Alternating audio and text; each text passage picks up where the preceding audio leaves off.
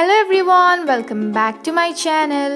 ഇന്ന് ഞാൻ ബീഫ് ബിരിയാണിയുടെ റെസിപ്പിയുമായിട്ടാണ് വന്നിട്ടുള്ളത്.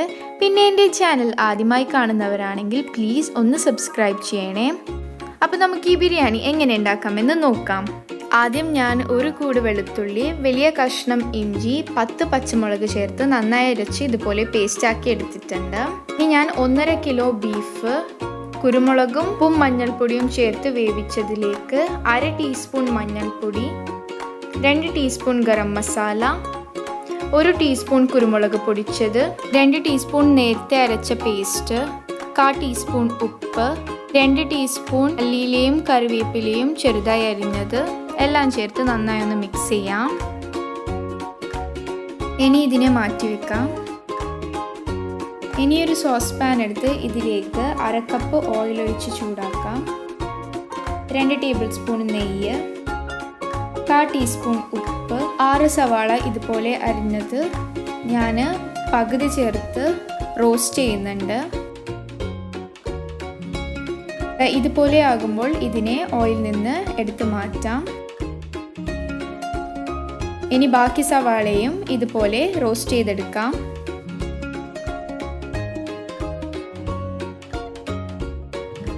ഇനി ഇതേ ഓയിലിലേക്ക് 1/4 കപ്പ് കശുവണ്ടി ചേർത്ത് നന്നായി ഒന്ന് റോസ്റ്റ് ചെയ്യാം. ഇതിൻ്റെ കളറൊന്ന് ചേഞ്ച് ആകുമ്പോൾ ഇതിനെ ഓയിലിൽ നിന്ന് എടുത്ത് മാറ്റാം.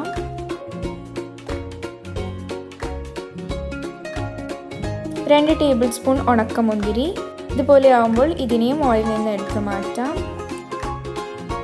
ഇനി റോസ്റ്റ് ചെയ്തതിനെ നമുക്ക് മാറ്റി വെക്കാം. ഇനിയൊരു സോസ് പാനിലേക്ക് നേരത്തെ റോസ്റ്റ് ചെയ്തതിൻ്റെ ഓയിൽ ചേർത്ത് 3 ചെറിയ കഷ്ണം കറുകപ്പട്ട, 4 ഏലക്ക, 10 ഗ്രാമ്പു, 4 ബേ ലീവ്സ് ചേർത്ത് നന്നായി ഒന്ന് വറുക്കുന്നുണ്ട്. ഇനി ഇതിലേക്ക് 5 കപ്പ് ബസ്മതി റൈസ് കഴുകി വൃത്തിയാക്കിയത് വെള്ളമെല്ലാം ഊറ്റിക്കളഞ്ഞത് ചേർത്ത് നന്നായി ഒന്ന് വറുത്തെടുക്കാം.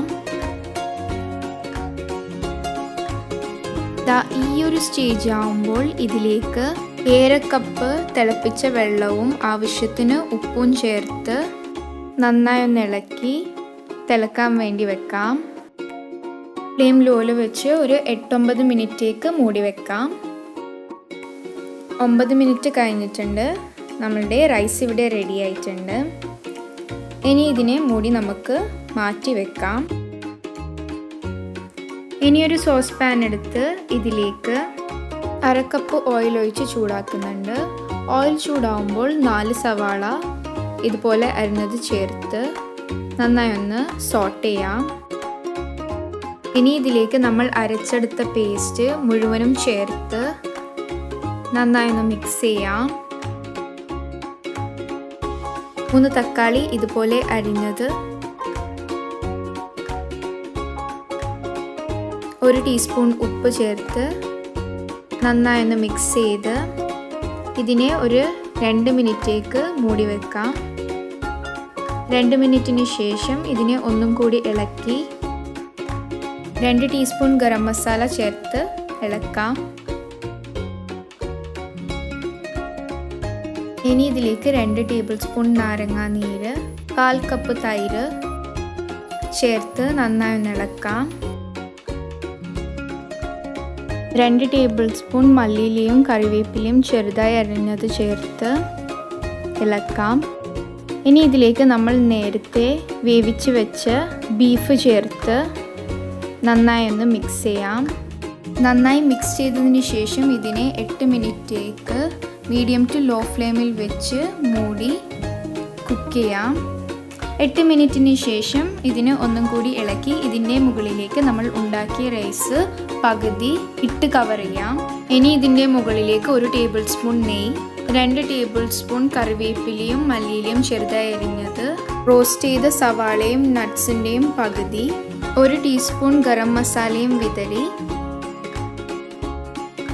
ബാക്കി റൈസും ഇട്ട് കവർ ചെയ്ത് 1 ടേബിൾ സ്പൂൺ നെയ്യ് ഒഴിച്ച് 2 ടേബിൾ സ്പൂൺ മല്ലിയിലയും കറിവേപ്പിലയും 1 ടീസ്പൂൺ ഗരം മസാലയും വിതറി റോസ്റ്റ് ചെയ്ത സവാളയും നട്ട്സും ഏറ്റവും ലോ ഫ്ലെയിമിൽ വെച്ച് ഒരു 15 മിനിറ്റേക്ക് ദമ്മിട്ട് മൂടി വെക്കാം. 15 മിനിറ്റിന് ശേഷം ഇതിനെ ഇളക്കി നമുക്ക് സെർവ് ചെയ്യാം.